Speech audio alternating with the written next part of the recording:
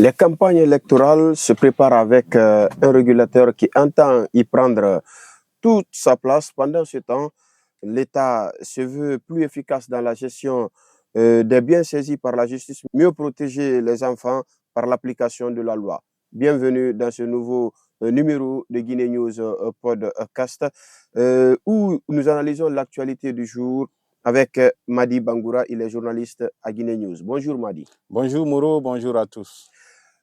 Madi, on commence avec les campagnes électorales pour les législatives communales et à cet effet que la HAC surveille d'ailleurs de près. Oui, Moreau, dans un communiqué publié à cet effet, le régulateur appelle les médias à respecter les délais et les conditions légales de traitement des informations liées au double scrutin du 24 mai. Un communiqué permet de poser un cadre pour des élections apaisées. Mais Madi, au-delà du cadre juridique et légal, il y a une attente forte autour de la transparence. Exactement, Moreau. Les campagnes électorales sont souvent des moments sensibles. Tout l'enjeu sera d'éviter les tensions et de garantir une compétition équitable entre les acteurs politiques.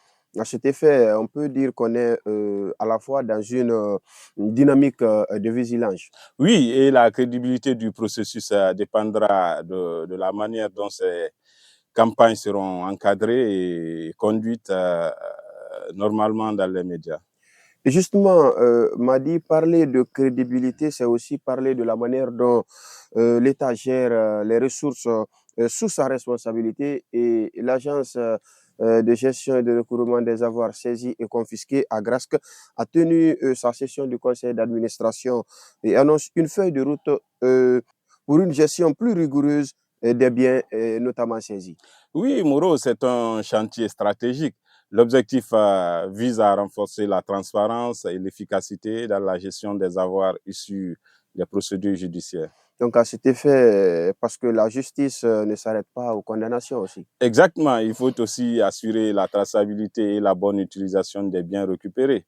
Sinon, cela peut créer une forme de défiance, Moreau. Est-ce qu'une nouvelle feuille de route à cet effet peut marquer un tournant? Bien entendu, mais cela suppose qu'elle soit appliquée rigoureusement.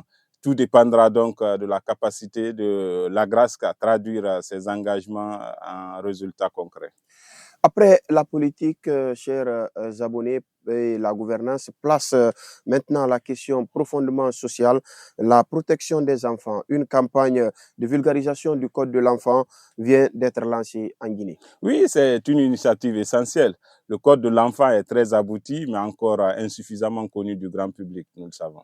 Donc, le défi, en tout cas, c'est moins les textes que leur approbation. Absolument. Cette campagne vise à sensibiliser les familles, les éducateurs et les institutions pour faire respecter les droits des enfants au quotidien. On parle ici de changement de comportement, si je comprends bien. Oui, et c'est toujours le plus difficile. Il faut passer d'une logique de méconnaissance à une véritable culture de protection de l'enfant. Les textes existent, les réformes sont lancées et l'impact reste attendu, pas seulement qu'à Conakry et ses environs, mais aussi dans les villes provinciales de l'arrière-pays, Moreau. Merci Madi pour l'ensemble de ces éclairages. Merci à vous, chers abonnés, de nous avoir suivis.